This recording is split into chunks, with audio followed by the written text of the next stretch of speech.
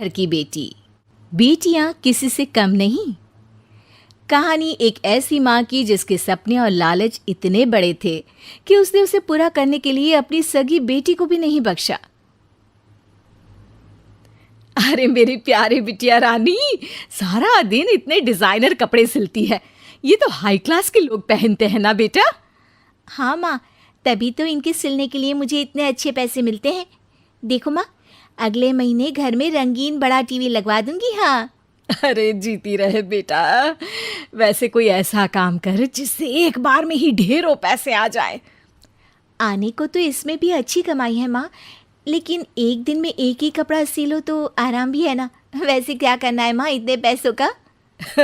अरे तू बड़ी भोली है बेटा। अरे ओ रायना के पापा, देखो तो, रायना के लिए मैंने एक लड़का देखा है। पैसे तो इतने हैं कि लाखों रोज इधर से उधर हो भी जाए तो पता ना चले। वो तो ठीक है, लेकिन इतने बड़े घर का लड़का हमारी रायना से शादी क्यों करेगा? अरे कैसी बात कर रहे हैं आप? क्यों नहीं करेगा?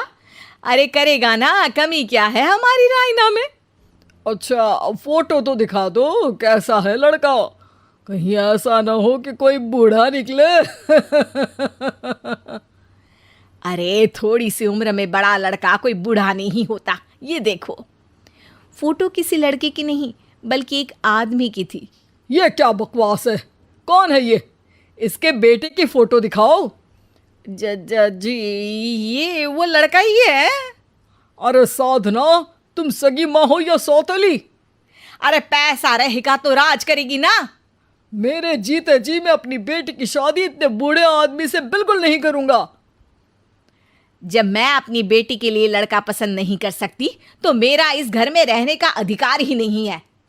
जैसे ही वो जाने लगती है कि तभी रायना वहां आ जाती है। माँ, आप जहां बोलेंगी मैं वहां शादी कर लूंगी, आप कहीं मत जाइए। और फिर रायना की शादी अपने से 11 साल बड़े राधा राम से हो जाती है। शादी के बाद एक दिन, अरे माँ, कैसे आना हुआ आपका? अरे बेटी, घर में आने के लिए कुछ सोचना होता है क्या? ये लो, पूरे 2 दर्जन केले हैं बेटा। शुक्रिया माँ। वैसे और बताइए। बेटा, तेरे पापा की तबीयत खराब हो गई है और तू तो जानती है कि उनकी कमाई कितनी है। अगर तुझसे कुछ पैसों का इंतज़ाम हो जाए तो। माँ, मेरे पास पैसे कहाँ से आएंगे? अरे वाह बेटी, तू तो गिरगिट की तरह रंग बदल रही है। अरे तुझे पढ़ाया लिखाया, तेरी शादी में पैसा लगाया, अब तेरे मायके वालों को ज़रूरत है तो तू ऐसे जवाब देगी? अरे माँ, ऐसे मत बोल। मेरी मुंह दिखाए में जो पैसे मिले थे ना, वो मैं तुझे दे देती हूँ। लेकिन अगली बार से आपको जब पैसों की ज़रूरत हो तो आप कुछ दिनों पहले ही बता देना। अरे ठीक है ठीक है, तो अभी से सुन ले, अगले महीने भी पैसों का इंतज़ाम करके रखना, मैं आकर ले जाऊंगी। तभी वहाँ रायना की सास आ जाती है। अरे अरे समधन जी, कैसे आना हुआ? अरे कुछ खाया पिया आपने? अब जी वो केले लाई हूँ पूरे 2 दर्जन। अब बेटी के ससुराल आना था तो खाली हाथ थोड़ी ना आती मैं। कोई बात नहीं बहन जी, आराम से बेटी से बात करिए, मैं और भी कुछ खाने को भिजवाती हूँ। सास के जाने के बाद साधना भी पैसे लेकर घर आ जाती है। अब दिन बीतते हैं। साधना हर महीने रायना के घर आती और पैसे लेकर चली जाती। लेकिन एक दिन अचानक रायना की सास का फ़ोन साधना पर आता है। बहन जी, जैसे भी हो आप जल्दी से हमारे घर आ जाइए ना। हमारी बहू रायना को क्या हो गया है? न बोल रही है न हिल रही है। हैं? अरे मार तो नहीं डाला मेरी मासूम बेटी को? साफ साफ बोल देती हूँ, मेरी बेटी को कुछ भी हुआ होगा ना तो मैं तुम लोगों को कंगाल कर दूंगी, क्लेम कर दूंगी करोड़ों का। अरे क्या हुआ भाग्यवान, कहाँ से करोड़ों आ रहे हैं? अरे मार डाला हमारी बिटिया को उन लोगों ने। हैं? क्या बोल रही हो तुम? मैंने तो पहले ही बोला था कि लड़का ठीक नहीं है।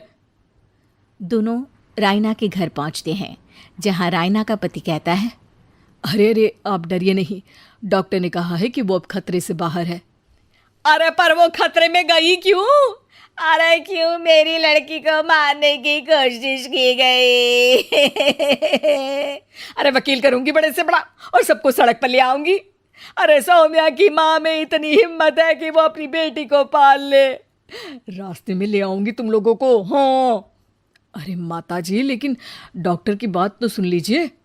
नहीं नहीं, मुझे किसी की बात नहीं सुननी मेरी बेटी। अरे सुन तो लो भाग्यवान कि क्या बोलना चाह रहा है तुम्हारा दामाद। जी दामाद जी, बताइए क्या हुआ है हमारी बेटी को। अरे पता नहीं, सारी सारी रात किसके लिए कपड़े सिलती रहती है और वो कपड़े जाते कहाँ हैं। अरे हम तो इतने पैसे वाले हैं, हमें तो कोई ज़रूरत नहीं है इसके सिलाई के पैसों की। मैंने तो कहा भी कि बिटिया अगर इतनी इच्छा है तो दिन में एक ड्रेस सिल लो, लेकिन मानी नहीं। आप ही की बेटी है, पूछिए आप, पूरे होश में है अब। हाँ, ये कहकर सास वहाँ से चली जाती है। अब कमरे में सिर्फ बेटी, माँ और पिता थे। बेटा, मैं तो जीते जी मर जाता अगर तुझे कुछ हो जाता तो। क्या बात है बेटा, ये लोग अच्छे नहीं, तेरा पति ठीक नहीं है बेटा। अरे नहीं नहीं पापा, ये तो साक्षात भगवान का रूप है। मेरी सास तो मेरा पूरा ख्याल रखती है। ये लोग बहुत अच्छे हैं पापा। अरे तो फिर क्या ज़रूरत पड़ गई मरने की? माँ, पता ही नहीं चला, सारी सारी रात काम करती रहती।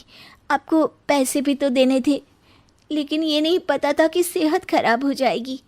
अरे पैसे देने थे तो सास से या पति से लेकर दे देती। नहीं नहीं माँ, ये मेरे सम्मान के खिलाफ था। आप लोगों ने मुझे इस लायक बनाया है कि मैं आप लोगों की मदद अपने पैसों से करूं। पिता को साधना पर बहुत गुस्सा आता है, लेकिन साधना की आंखों में आंसू होते हैं। मुझे माफ़ कर दे बेटा, मैंने कभी नहीं सोचा था कि तू इतनी स्वाभिमानी निकलेगी। बेटा, मैंने अपने लालच में तेरा जीवन बर्बाद कर दिया, मुझे माफ़ कर दे बेटा।